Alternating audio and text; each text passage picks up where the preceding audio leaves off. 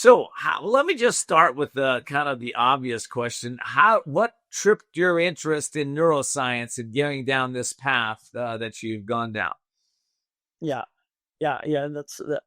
It's a story I'm very, very, very pleased to tell. Actually, as a kid, I was I was really very, very moved by living beings. I used to look at insects, plants, animals, and I collected them and all that.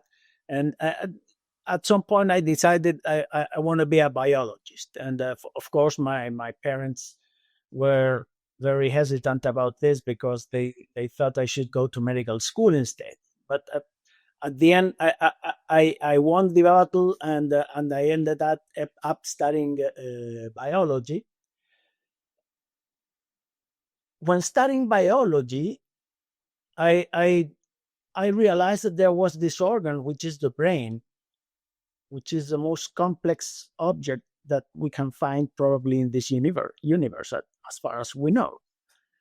So I became very intrigued about it. Well, how does it work? And first of all, questions that, of course, every kid has made himself or herself.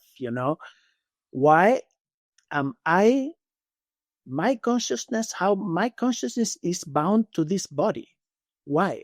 Why isn't bound to other bodies? So I really felt that the brain was the thing to study. And then I went to UCLA. I did my PhD there in neuroscience, and I counted the fibers of the corpus callosum, which is a tract that connects the two sides of the brain. So I can tell you these are 160 million fibers, uh, and yeah, that was my PhD thesis. But then again, I just continued wondering about this marvel that is the brain. I I came back to Chile and started working with children in cognition, how children develop their cognition, and what happens when kids go neurodivergent, as they say now. I mean, like ADHD, autistic, etc.